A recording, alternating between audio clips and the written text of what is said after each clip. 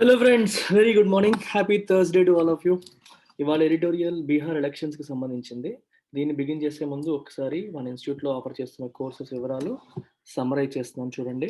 Flagship course UPSC infinity.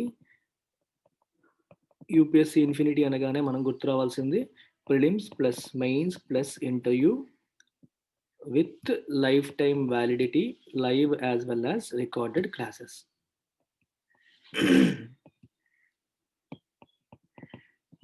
This is for UPSC prelims mains inter అన్నీ కలవు. దీంతో పాటు ఆప్షనల్ కూడా ఆఫర్ చేస్తున్నాం. 2 ఆప్షన్స్ ఉన్నాయి మీకు, either public administration or anthropology. Anthro Sairam sir చెప్తారు, పబ్లిక్ అడ్మినిస్ట్రేషన్ నేను చెప్తాను. రైట్. సో యూపీఎస్సీ ఇన్ఫినిటీ 45,000కి ఆఫర్ చేస్తున్నాం. ఆప్షనల్ మామూలుగా అయితే 20,000 రూపీస్ మీరు జాయిన్ అవ్వాలనుకుంటే ఇండివిజువల్గా. సో ఇది 9 into 5,000, ఇది 4 into 5,000. బట్ 2 కలిపి జాయిన్ అయ్యే వాళ్ళకి 60,000కి ఆఫర్ చేస్తాం. మామూలుగా అయితే 65 అవుతుంది, బట్ వీఆర్ ఆఫరింగ్ ఇట్ 60,000. ఇది కూడా 10 into 6,000, మంత్కి 6,000 చొప్పున 10 months మీరు పే చేసుకోవచ్చు. So this is how it runs. So interest ఉన్న వాళ్ళు ఈ నెంబర్కి కాల్ చేయొచ్చు. And this is valid till, this particular thing is valid till 14th November. 15th November నుంచి 15th నుంచి దిస్ ఈజ్ బికమింగ్ 50,000. సో ఈ ఆఫర్స్ ఏవి కూడా ఎల్లుండి, ఇవాళ 12th కదా, ఎల్లుండి వరకు మాత్రమే ఉన్నాయి. దివాళీ రోజు వరకు మాత్రమే ఉన్నాయి. దివాళీ దాటిపోయాక this is not valid. So remember, if you want to join in UPSC, either in UPSC infinity or combined course of UPSC Infinity plus optional, this is the time. Join before 14th November. దాటిపోయాక ఇవి కూడా valid కాదు.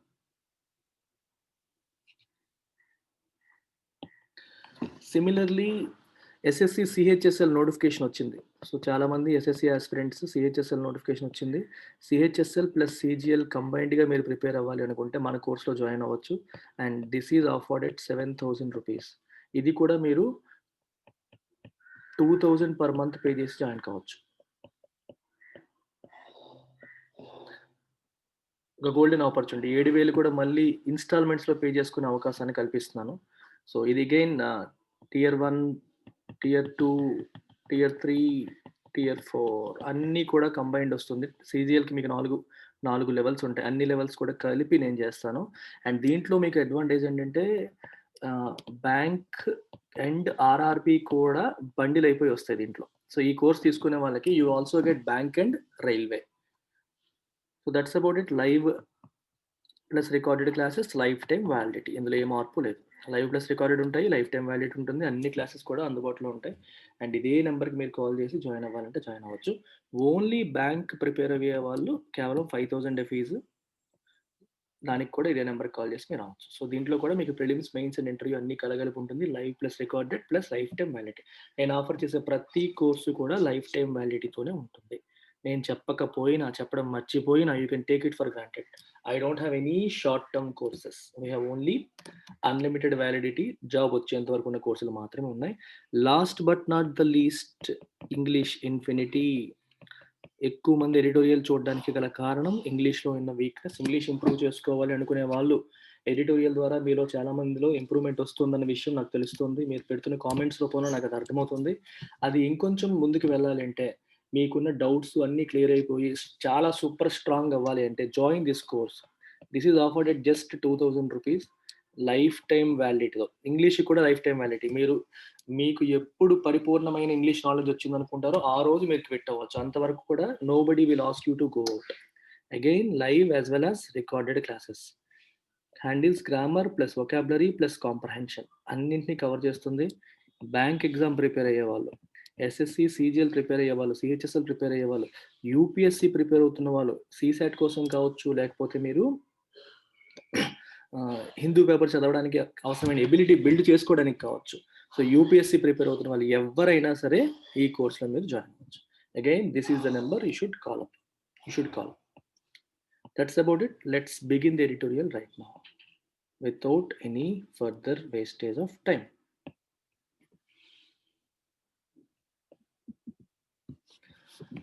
Title says weak at the top. టాప్‌లో ఉన్నారు. కానీ వీక్‌గా ఉన్నారు. అంటే అంత స్ట్రెంత్ లేదు. నీరసంగా ఉంది అని అర్థం. Nitish Kumar returns as Bihar CM much weakened and at the mercy of a stronger BJP. ఆయన మళ్ళీ బీహార్ సీఎం అయ్యారు. కానీ చాలా వీక్ అయిపోయారు. వీక్ అంటే ఫిజికల్ వీక్‌నెస్ కాదు. వాళ్ళకంటే బీజేపీకి ఎక్కువ ఓట్లొచ్చాయి. బీజేపీకి ఎక్కువ సీట్లొచ్చాయి. సో, బీజేపీ మరియు జేడీయూ జనతాదళ్ యునైటెడ్ కలిపి ఎన్‌డీఏలో భాగస్వాములు. ఈ 2 కలిపి పోటీ చేయడం జరిగింది. సో, పోల్ ప్రామిస్ కింద ముందే బీజేపీ ప్రామిస్ చేసింది. ఒకవేళ ఎన్‌డీఏ గెలిస్తే ఇర్రెస్పెక్టివ్ ఆఫ్ ద మెజారిటీ బీజేపీకి ఎక్కువ సీట్లొచ్చినా, జేడీయూకి ఎక్కువ సీట్లొచ్చినా పట్టించుకోకుండా నితీష్ కుమారే ముఖ్యమంత్రి అవుతారని ముందే ప్రామిస్ చేశారు బీజేపీ వాళ్ళు. అలా ప్రామిస్ చేయడం వల్ల నితీష్ కుమార్ మళ్ళీ బీహార్ సీఎంగా రావడం జరుగుతుంది. కాకపోతే తన పార్టీకి స్ట్రెంత్ తక్కువ. తనకి సపోర్ట్ ఇస్తున్న పార్టీకి స్ట్రెంత్ ఎక్కువ. అందుకే ఎట్ ద మెర్సీ ఆఫ్ వాళ్ళ దయతో ఆయన సీఎం అవుతున్నట్టుగా అర్థం ఇప్పుడు. The NDA has won a slender victory in Bihar. Slender అంటే స్లైట్‌గా మెజారిటీ. జస్ట్ ఇంకా ఆ మిడ్ లైన్ జస్ట్ క్రాస్ చేసి ఒక 3 సీట్లు, 4 సీట్ల మెజారిటీతో గెలిచింది. With the BJP displacing the JDU as the bigger party within it. Within NDA BJP అనేది జేడీయూ కంటే పెద్దదైపోయింది. The Hams and VIP, with 4 seats each, are both critical for the alliance to sustain its margin of 3 seats in the 243 strong assembly. ఈ రెండు కూడా ఇందులో ఉన్న పార్టీలే.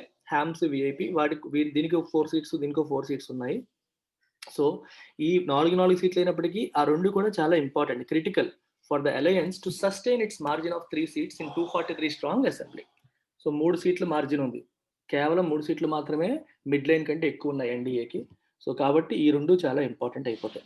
They are both critical for the alliance to sustain. ఈ కూటమి నిలబడాలంటే ఆ రెండు పార్టీలు చాలా చాలా important. Nitish Kumar is set for a 4th straight term as chief minister. This time at the mercy of the BJP.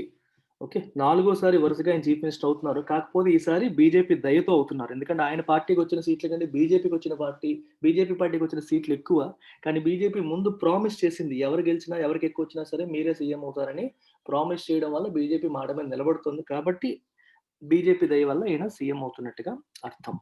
His initial success in Bihar politics came from his ability to aggregate disparate communities on a promise of enhanced social justice and good governance. Bihar politics లో నితీష్ కుమార్ యొక్క initial success ఏ రకంగా వచ్చింది? His ability to aggregate desperate communities. Desperate అంటే completely different, distinct అనమాట. ఒకదానికొకటి సంబంధం లేకుండా distinct గా ఉన్న కమ్యూనిటీస్ ని కలపగలిగాడు. అంటే ఈయన పార్టీకి జనరల్ గా మీకు కాస్ట్ పాలిటిక్స్ చాలా వింటూ ఉంటారు. పలానా పార్టీకి పలానా వాళ్ళు ఓట్లేస్తారు, పలానా పార్టీకి పలానా కులపోలు ఓటేస్తారని. కానీ ఈయన అలా కాదు. నితీష్ కుమార్ ఏంటంటే డిఫరెంట్, సంబంధం లేని డిఫరెంట్ కమ్యూనిటీస్ అందరినీ కూడా ఒక తాటిపైకి తేగలిగాడు. వాళ్ళందరూ తనకు సపోర్ట్ చేసేలాగా చేయగలిగాడు. On a promise of enhanced social justice. సామాజిక న్యాయం మా పార్టీ అయితేనే చేస్తుంది, ఎక్కువ చేయగలుగుతుంది మిగిలిన వాళ్ళతో కంపేర్ చేస్తే అనే ప్రామిస్ తో వాళ్ళందరినీ అగ్రిగేట్ చేసి వాళ్ళందరూ ఓట్లు తను తెచ్చుకోగలిగాడు. అగ్రిగేట్ అంటే కలపడం తెలుసు కదా, అగ్రిగేషన్ అంతా ఒక చోటకి తేవడం. డిస్పరేట్ అంటే డిస్టింక్ట్లీ డిఫరెంట్, వాటన్నిటిని కూడా కలిపి ఒక చోటకి తీసుకొచ్చి వాళ్ళ ఓట్లు తనకు పడేలాగా చేసుకోగలిగాడు.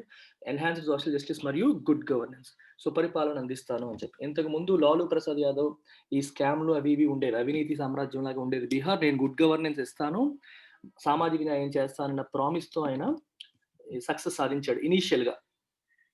Diminished as he is, the fact that he survived is no mean feat, considering the popular anger against him that was unmistakable throughout the campaign. Basic గా అంటే అప్పటితో కంపేర్ చేస్తే ఆయన చాలా తగ్గిపోయాడు. ఆయన ఇమేజ్ కానీ ఆయన యొక్క ప్రజల్లో ఉన్న పాపులారిటీ కానీ చాలా వరకు డిమినిష్ అయిపోయింది. The fact that he survive is no mean feat. అయినప్పటికీ ఎప్పటికి కూడా సర్వైవ్ అయ్యి మళ్ళీ విజయం సాధించి ఆయన సీఎం అయ్యాడంటే it's not a mean feat. ఇది చిన్న విషయం ఏమీ కాదు. మెయిన్ అంటే చిన్నది, మెయిన్ ఫీట్ అంటే ఒక ఎఫర్ట్ అన్నమాట, ఒక విజయం లాంటిది.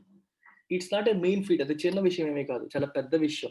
మళ్ళీ ఆయన ఇమేజ్ తగ్గినప్పటికీ, ఆయన పాపులారిటీ తగ్గినప్పటికీ కూడా ఆయన సర్వైవ్ అయ్యాడంటే that's not a small thing. It's not a is no mean feat. ఎందుకు? Considering the popular anger against him. ప్రజల్లో అతని పట్ల వ్యతిరేకత వచ్చింది, కోపం ఉంది. ఇది ఉన్నప్పటికీ కూడా ఆయన సర్వైవ్ అయ్యాడు, గెలిచాడు. That was unmistakable throughout the campaign అంతా కూడా కనిపించింది. ఆయన బీహార్లో ఎలక్షన్ క్యాంపెయిన్ చేస్తున్నప్పుడు మనకి క్లియర్ గా కనిపించింది ఆయన పట్ల ప్రజల్లో అతని పట్ల వ్యతిరేకత ఉంది అనే విషయం కనిపించి, ఇక్కడ అన్‌మిస్టేకబుల్ అంటే అర్థం ఏంటంటే డిస్టింక్టివ్ అని అర్థం. క్లియర్‌గా కనిపిస్తోంది, డిస్టింక్ట్‌గా కనిపిస్తోంది అని అర్థం. అంటే వేరే దాన్ని చూసి కోపం అనుకోవడం కాదు. నిజంగానే వేరే బేసికల్‌గా అన్‌మిస్టేకబుల్ అంటే మీనింగ్ అదే. Not to be confused with something else. అది కోపమే. ప్రజలకి ఆయన పట్ల వ్యతిరేకత ఉంది. That is clear. That is distinctly visible. వేరే దాన్ని చూసి మనం మిస్టేక్ అవ్వట్లేదు అనే సెన్స్ వస్తుంది. అన్‌మిస్టేకబుల్ అంటే మీనింగ్ అది. Okay. Throughout the campaign anger against him was distinctly visible, unmistakable. He faced the electorate with a battered image. Battered అంటే దెబ్బతిన్న. ఎలక్టరేట్ అంటే ఓటు వేసే హక్కు ఉన్న వాళ్ళని ఎలక్టరేట్ అంటారు. ప్రజలంతా ఎలక్టరేట్ కాదు. చిన్నపిల్లలు are not part of electorate. ఎవరెవరికైతే ఓటు వేసే హక్కు ఉంటుందో వాళ్ళంతా కలిపి మనం ఎలక్టరేట్ అంటాం. ఎలక్టోరల్ కాలేజ్ అంటారు, ఎలక్టరేట్ అంటారు. వాళ్ళని ఒక బ్యాటర్డ్ ఇమేజ్, ఒక దెబ్బతిన్న ఇమేజ్తో ఆయన ఎదుర్కొన్నాడంటే ఫేస్ చేశారు. And a partner that made its own plan, and a partner's partner who cleared the pitch for him. Partner ఎవరు ఇక్కడ? బీజేపీ. సో బీజేపీకి తన ప్లాన్ తనకుంది. That made its own plan. బీజేపీకి తన ప్లాన్ తనుంది. అలాగే పార్ట్నర్ ఏంటి? ఎల్జేపీ. ఇది బీజేపీ యొక్క పార్ట్నర్. వీళ్ళేంటి? జేడీ అంటే వాళ్ళకి పడదు. సో వాళ్ళని clear the pitch for him. Pitch అంటే ఆయనకి సపోర్టివ్గా వస్తున్న ఆర్గ్యుమెంట్ ని క్లియర్ అంటే సప్రెస్ చేయడం. ఎల్జేపీ ఏంటంటే బీజేపీ కోసం పనిచేస్తుంది, కానీ జేడీయూ అంటే ఇష్టం లేదు. నితీష్ కుమార్ని తక్కువ చేయడానికి ప్రయత్నం చేశాడు. సో ఇలాంటి కాంబినేషన్లో వీళ్ళు వెళ్ళడం అనేది జరిగింది అనమాట. In the end the victory of the NDA is considerably an outcome of the popularity of prime minister Narendra Modi. Ultimate గా చివరికి గెలిచారు అంటే అర్థం ఏంటి? చివరికి the victory of NDA is considerable and outcome అంటే రిజల్ట్. ఎండ్ రిజల్ట్ ని అవుట్కమ్ అంటాం. is a result of the popularity of the Prime Minister Narendra Modi in the state and the BJP selection engineering. Election ని manage చేసిన విధానం, BJP యొక్క తెలివితేటలు మరియు నరేంద్ర మోదీ గారి పాపులారిటీ, అందువల్ల ఫైనల్ గా ఎన్డీఏ అనేది గెలిచింది. యాక్చువల్ గా మన నితీష్ కుమార్ వల్ల గెలవలేదు, నరేంద్ర మోదీ గారి వల్ల పాపులారిటీ మరియు బీజేపీ యొక్క ఎలక్షన్ ఇంజనీరింగ్ అంటే ఒక విషయాన్ని తెలివిగా మేనేజ్ చేయడానికి ఇంజనీరింగ్ అంటారు. చాలా తెలివిగా స్కిల్ఫుల్ గా ఒక విషయాన్ని మనం హ్యాండిల్ చేస్తే you can call it engineer. Right. అలా మనం ఈ పదాన్ని తీసుకోవచ్చు. జనరల్ ఇంజనీరింగ్ మీనింగ్ కాకుండా ఇలా తీసుకోవచ్చు. ద యాక్షన్ ఆఫ్ వర్కింగ్ ఆర్ట్ఫుల్లీ, తెలివిగా చక్కగా స్కిల్ఫుల్ గా మేనేజ్ చేయడం. ఎలక్షన్ ని ఆ రకంగా వాళ్ళు హ్యాండిల్ చేశారు మంచి స్ట్రాటజీతో అని అర్థం. సో దానివల్ల ఎన్డీఏ గెలిచింది ఫైనల్ గా. This victory flips the equation between Modi and mister Kumar. వీళ్ళిద్దరి మధ్య ఈక్వేషన్ ఫ్లిప్ చేసేసింది, తిప్పేసింది. ఇంతకుముందు ఏంటి? నితీష్ కుమార్ కి నరేంద్ర మోదీతో బీహార్ వరకు వచ్చేసరికి కొంచెం ఎడ్జ్ ఉండేది, ఎందుకంటే ఆయన పార్టీ పెద్ద పార్టీగా ఉండేది. ఇప్పుడు బీజేపీ పెద్ద పార్టీ అయిపోయింది. ఈయన సీఎం అయినప్పటికీ పెద్ద పార్టీ బీజేపీ కాబట్టి ఆబ్వియస్ గా ఎడ్జ్ ఎవరికి ఉంటుంది? నరేంద్ర మోదీ గారికి ఎడ్జ్ ఉంటుంది.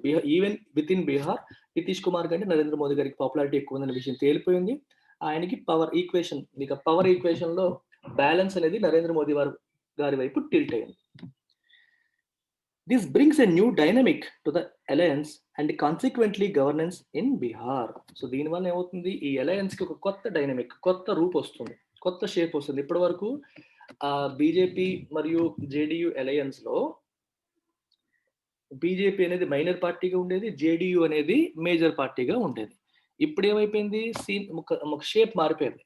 బీజేపీ పెద్ద పార్టీ అయిపోయింది అండ్ జేడీయూ చిన్న పార్టీ అయిపోయింది. So this brings a new dynamic to the alliance ఉంటుంది, పార్టీలు అలాగే ఉంటాయి, కానీ వాళ్ళ కూటమిలో వాళ్ళ మాటల్లో ఇంతకుముందు వాళ్ళ మాట చెల్లేది, ఇప్పుడు వీళ్ళ మాట చెల్లదు.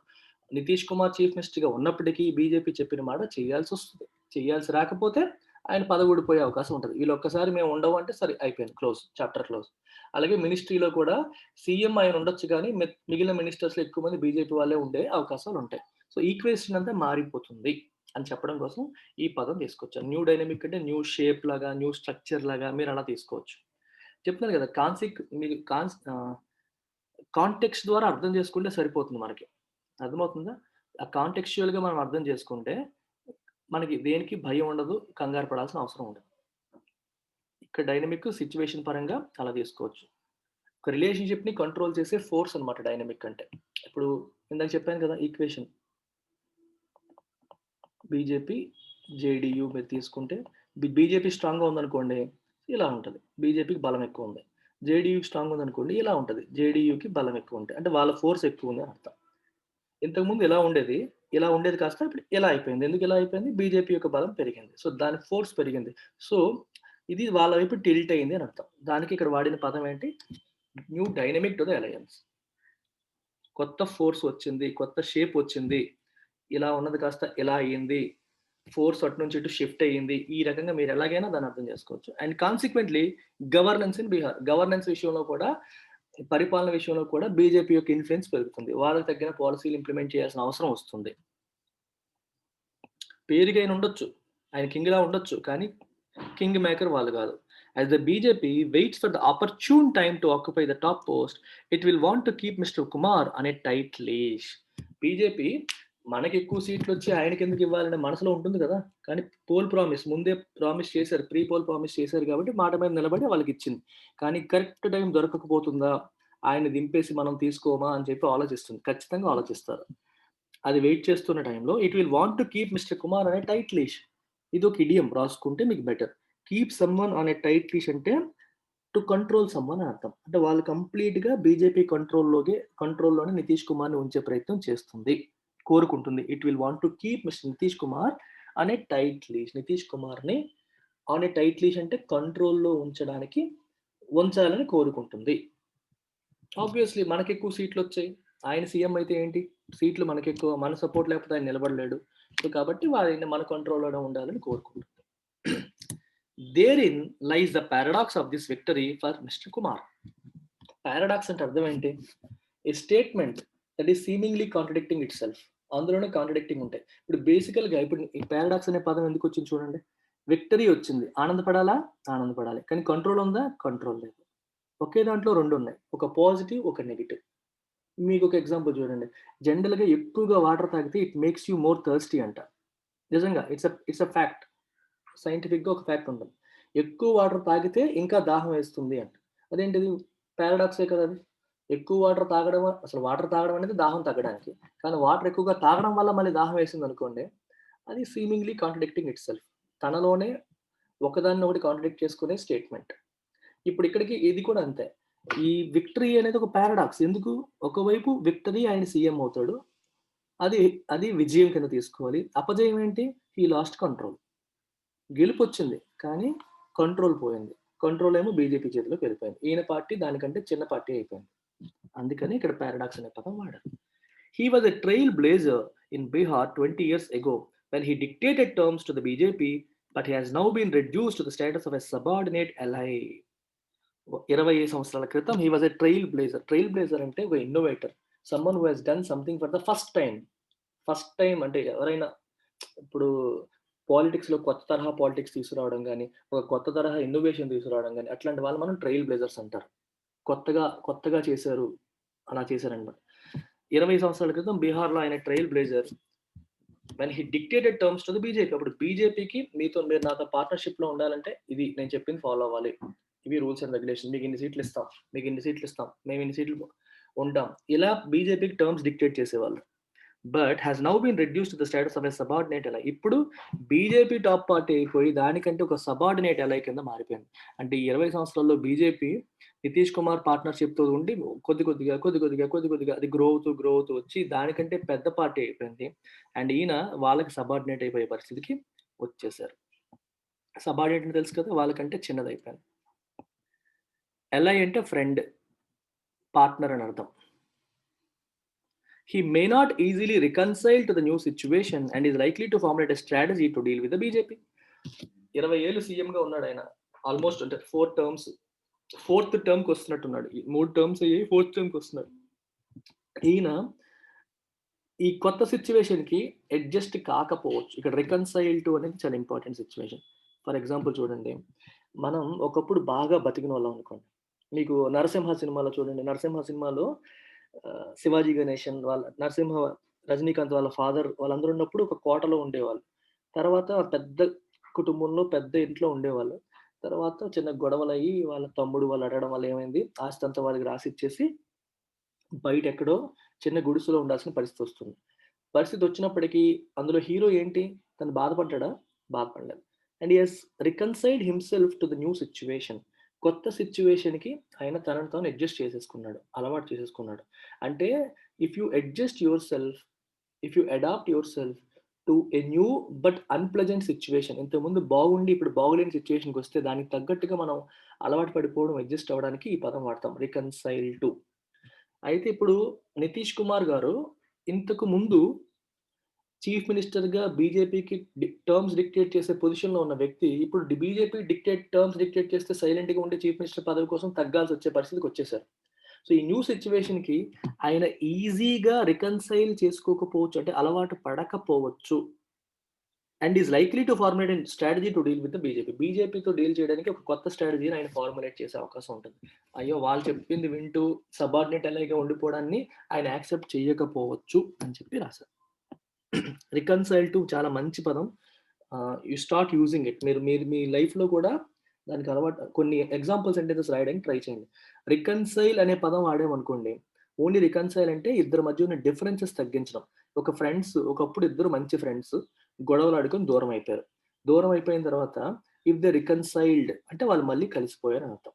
అంటే వాళ్ళ మధ్యలో ఉన్న డిఫరెన్సెస్, ఆర్గ్యుమెంట్స్, గొడవల్ని దూరం చేసుకొని మళ్ళీ కలిసి ఫ్రెండ్స్ అయిపోతే దాన్ని రికన్సైల్ అయ్యారు అని అంటాం. అలాగే కన్సీలియేటరీ అనే పదం వస్తుంది. కన్సీలియేషన్, కన్సీలియేటరీ అనే పదాలొస్తాయి. కన్సీలియేషన్ అంటే అర్థం అంతే. అర్థం ఏంటంటే డిఫరెన్సెస్ అనేది పక్కన పెట్టి కలవడం.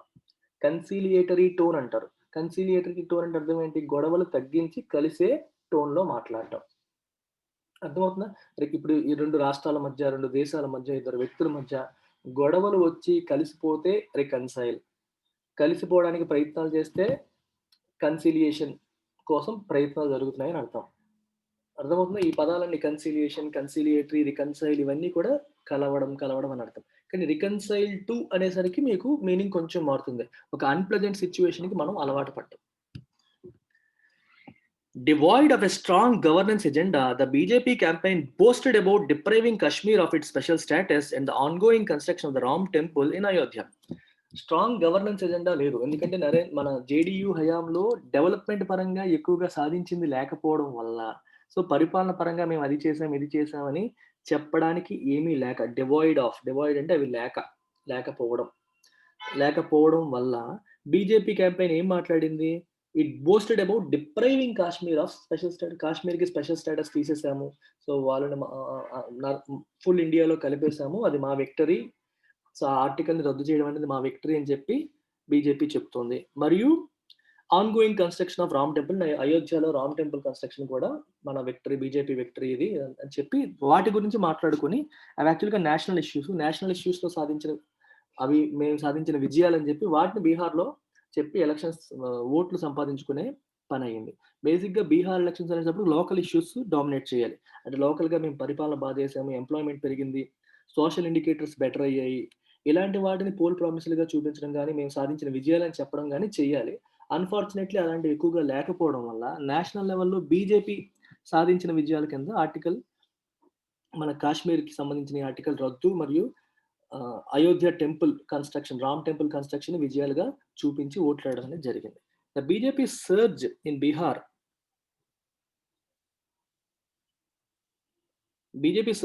is clearly indicative of the continuing resonance of its Hindutva agenda.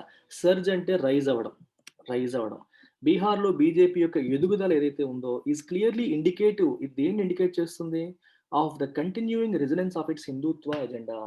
Hindutva agenda అంటే మీకు అన్ని మతాలు సమానమనే భావం కాదు. హిందూ మతం డామినెంట్ మతం. మనం అందరూ ఉండొచ్చు, కానీ హిందూ మతమే డామినెంట్ అనే భావన హిందుత్వ ఎజెండా. ఈ హిందుత్వ ఎజెండా అనేది it is finding resonance. Resonance అంటే అర్థం ఏంటి? రెసొనేట్ అవ్వడం అంటే ఈ ఈ భావజాలం అనేది మనలో రియాక్షన్‌ని తీసుకొస్తుంది. అది ఎటువంటి రియాక్షన్? Positive reaction. అందుకనే రెసొనెన్స్ అని అన్నారు.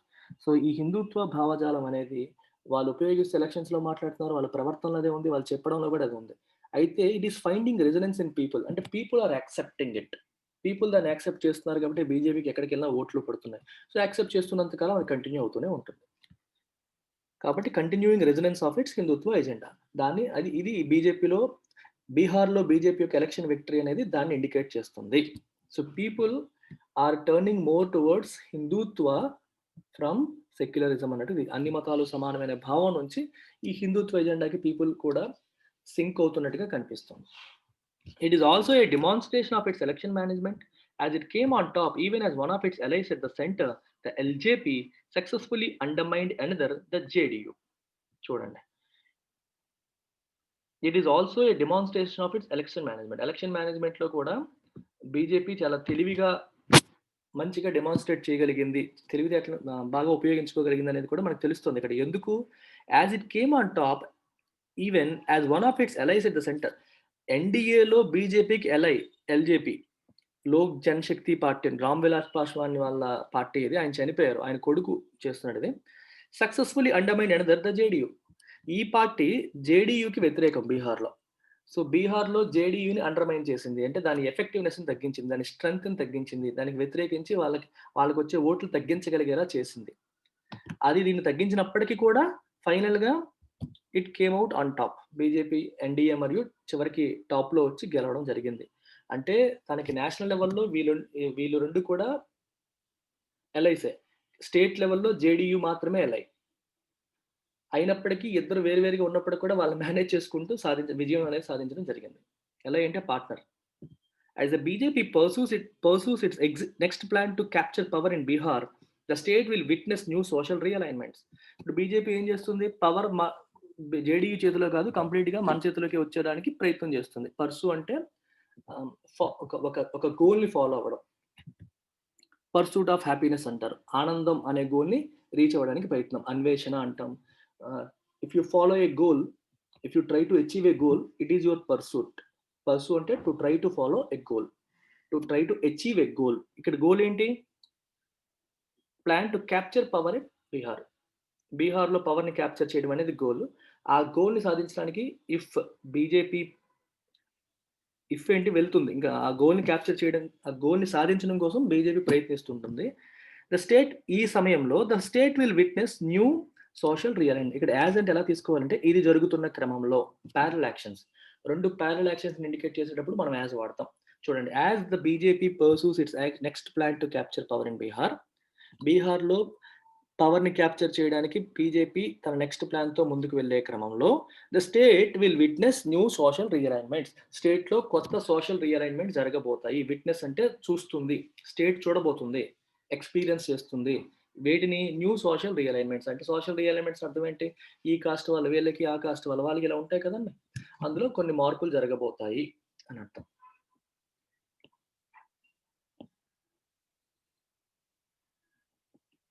The grand alliance of the RJD, Congress and the left parties put up a spirited fight, but they could not match the BJP in terms of resources and popularity.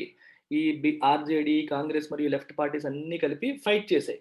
Spirited ఫైట్‌ని put up చేసాయి. ముందు అంటే కష్టపడ్డాయి బాగా. Unfortunately BJP యొక్క popularity మరియు resources వాళ్ళకున్న ఆర్థిక వనరుల్ని match చేయలేకపోయారు. బీజేపీ అధికారంలో ఉంది. ప్లస్ వాళ్ళకి ఫండ్స్ బాగా వస్తాయి కార్పొరేట్స్ నుంచి. సో వాళ్ళకున్న రిసోర్సెస్ వీళ్ళకి లేవు. బీజేపీకి ఉన్న పాపులారిటీ కూడా వీళ్ళకి లేదు. సో దానికి వీళ్ళు మ్యాచ్ చేయలేకపోయారు. స్పిరిటెడ్ అంటే with lot of spirit, lot of energy, lot of enthusiasm వాళ్ళు ఫైట్ చేశారు. కానీ దీన్ని మ్యాచ్ చేయలేకపోయారు. The consolation for the RJD is that it is the single largest party even in defeat, and its leader Tejashwi Yadav, who began as an unsure leader, emerged as an authoritative one by the end of this election. ఆర్జేడీకి consolation ఏంటి? Consolation అంటే ఓదార్పు. Okay. ఓడిపోయాం. కానీ అల్టిమేట్‌గా something to be happy for. ఒక హ్యాపీగా ఉండడానికి ఒక విషయం ఏంటంటే కన్సోలేషన్ ఏంటంటే సింగిల్ లార్జెస్ట్ పార్టీగా అది అవతరించింది.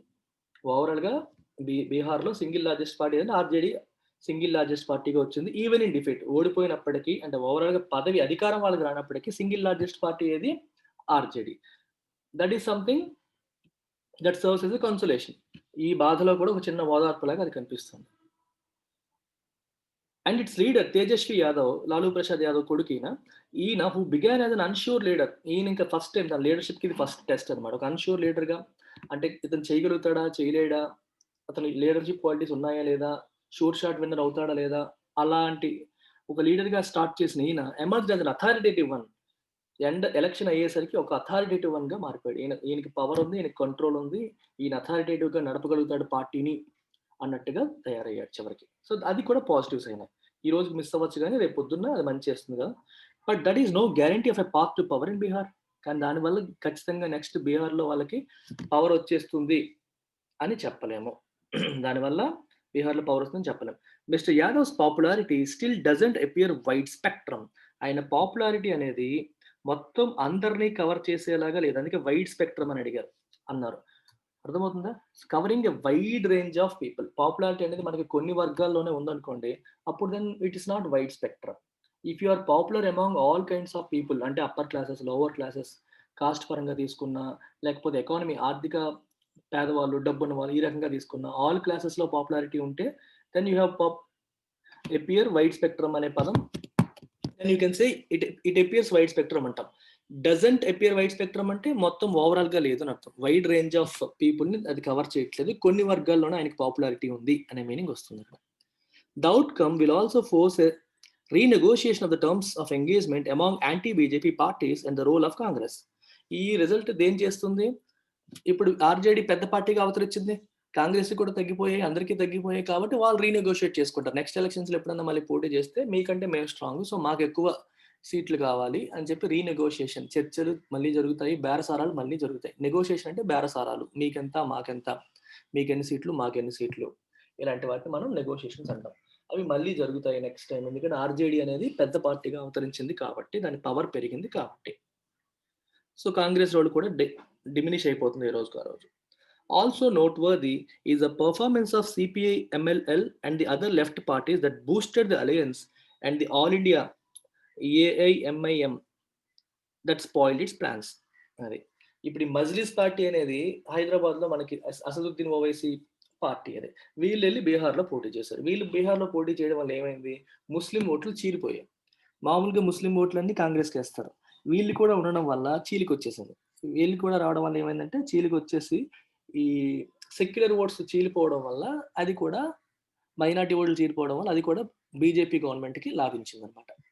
కాంగ్రెస్ ఏడుస్తుంది, మాకు రావాల్సిన వీళ్ళు చీల్చేశారు, అందువల్ల వాళ్ళు గెలవలేదు, మేము గెలవలేదు, ఓట్లు చేర్చడానికి అయితే దేనికి ఉపయోగపడలేదు ఎంఐఎం వాళ్ళు అని చెప్పి వాళ్ళు బాధపడ్డారు.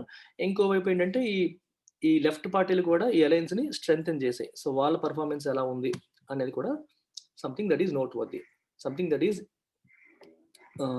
Worthy of taking a note. That Prime Minister Modi can still win state elections is an indication that in terms of ideology, organization and leadership, a viable alternative to the BJP is still some distance away. ఇక్కడ 2 points మీకు చెప్తా, ఒకటి grammar, ఒకటి vocabulary. Viable అంటే practical, feasible, work out అయ్యేలాగా అని అర్థాన్ని మనం తీసుకోవచ్చు వయబుల్. ఇప్పుడు ఒక బిజినెస్ ప్లాన్ తీసుకోవచ్చు, ఆ బిజినెస్ ప్లాన్లో ఏమంటావు, నాకు ₹1,00,00,000 ఇవ్వండి, నేను సంవత్సరానికి దాని నుంచి ఒక 10 లక్షల ప్రాఫిట్ జనరేట్ చేస్తాను అని చెప్పి నువ్వు బిజినెస్ ప్లాన్ తీసుకొచ్చావు. కానీ ₹1,00,00,000 తేవడానికి మనకేమో బ్యాంక్ వాడు 15% వడ్డీ అడుగుతున్నాడు. 15% వడ్డీ అడిగితే నీకు ఎంత అవుతుంది ₹1,00,00,000కి? సంవత్సరానికి 15,00,000 వడ్డీ. 15,00,000 నువ్వు కట్టాల్సింది వడ్డీ అయితే, వడ్డీ కట్టాల్సిందే 15,00,000 అయితే, నువ్వు 10 లక్షల ప్రాఫిట్ ఇస్తే లాభం ఏంటి?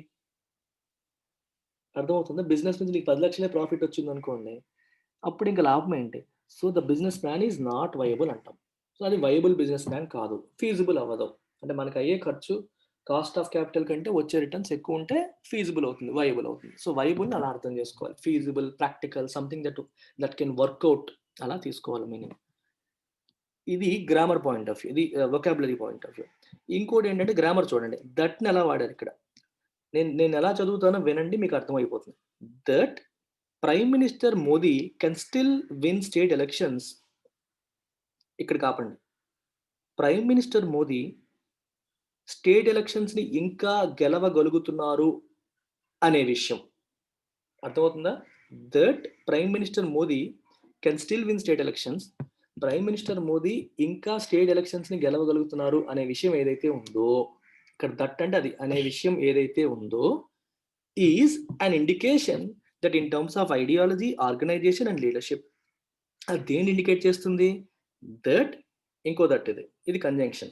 That in terms of ideology, organization and leadership, ideology విషయంలో, ఆర్గనైజేషన్ విషయంలో, లీడర్షిప్ విషయంలో a viable alternative to the బీజేపీకి సరైన ఆల్టర్నేటివ్ ఇంకొకటి లేదు, ఈ స్టిల్ సమ్ డిస్టెన్స్ అవే. దగ్గరలో కాంగ్రెస్ కాదు, ఆర్జేడీ కాదు, ఏది కాదు, బీజేపీకి వైబుల్ ఆల్టర్నేటివ్ ఇంకా రాలేదు, ఈ స్టిల్ సమ్ డిస్టెన్స్ అవే, ఇంకా దూరంగానే ఉంది అని అర్థం. That's it, thank you very much.